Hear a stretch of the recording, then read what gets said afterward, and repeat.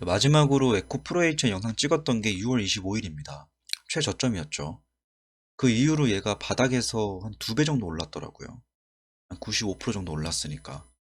저는 아쉽게도 이 95%를 먹진 못하고요. 한 40% 정도 먹었습니다. 분할로 팔다 보니까 이 최고점에 팔진 못했는데 평균적으로 보면 그래도 나름 괜찮게 판 것 같아요. 근데 생각을 해보면 얘가 바닥에서 이렇게 95%면 진짜 적지 않은 수익이잖아요. 이렇게 올릴 수 있었던 이유가 뭐였을까를 생각을 해보면 저는 이 회사의 어떤 실질적인 성장이 있었다라고 보진 않아요. 얘네가 하는 게 환경사업 부분입니다. 심지어 그 환경사업 부분이 정말 찐텐으로 환경사업 부분이에요. 뭐 클린룸 하고 뭐 온실가스 감축 솔루션 하고 대기 환경 사업, 수처리 사업 뭐 이런 것들 합니다. 그러니까 완전히 정말 제대로 환경 사업을 하는 회사예요. 얘네가 그 분야에 있어서 엄청난 성장을 해가지고 95%가 올랐던 게 아니고요. 제가 봤을 때는 기술적 반등이 좀 컸다라고 생각을 합니다. 그러면 앞으로 이 회사를 어떤 식으로 바라보는 게 좋을까? 이거에 대한 설명을 좀 드릴게요. 여러분이 아셔야 되는 거는 이 회사는 굉장히 고독한 회사입니다. 지금 최근에 이렇게 시세가 나왔지만 원래의 디폴트 값은 에코 프로랑 에코 프로 BM에 밀리는 그런 입장이에요. 왜냐하면 에코 프로 BM 같은 경우에는 지금 제일 핫한 2차 전지의 핵심 주도주이고요.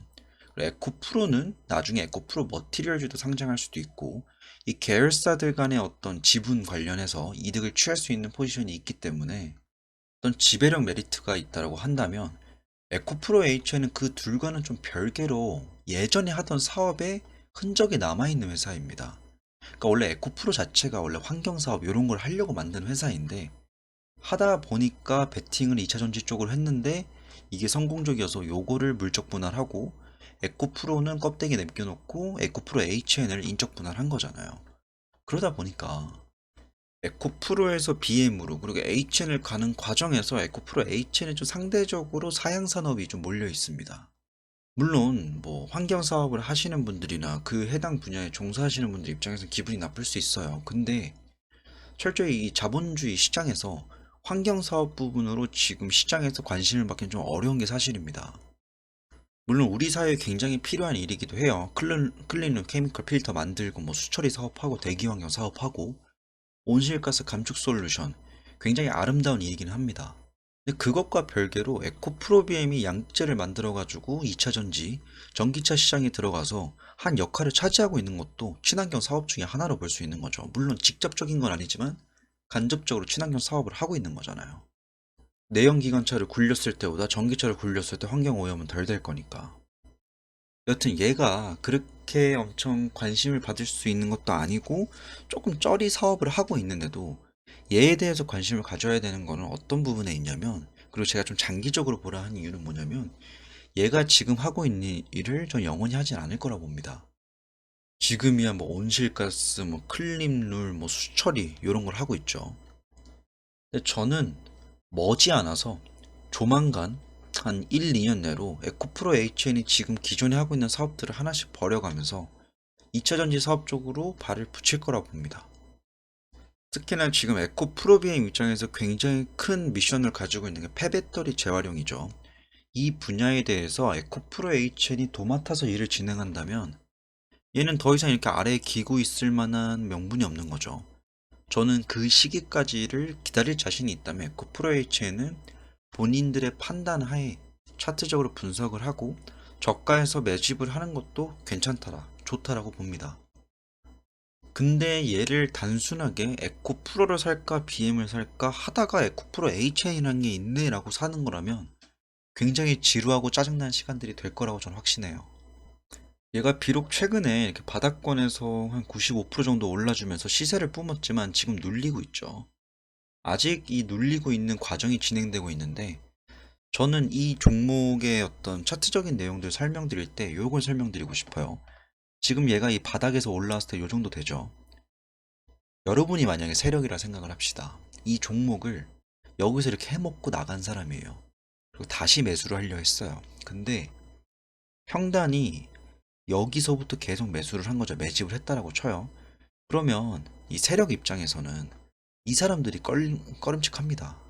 왜냐면 올리면 팔아요. 그리고 여기 정도 가면 팔고 여기 정도 가면 팔고 이 올라가는 과정에서 물려있는 물량이 계속 하방으로 압력을 주는 거죠.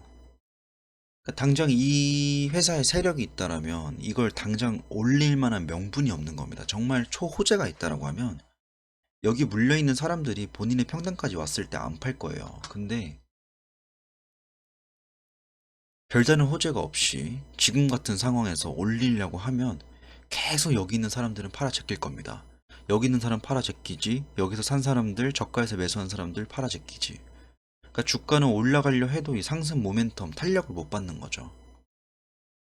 그래서 아마 당장 여기까지 돌파하고 지금 자리에서 막 2배 이렇게 올라갈 수 있는, 이때처럼 막 바닥권에서 한 6배, 7배 올라갈 수 있는 대상승기가 오기 전까지는 얘네가 지루해서 팔고 여기까지 평단을 내릴 때까지는 아마 시간을 끌 겁니다.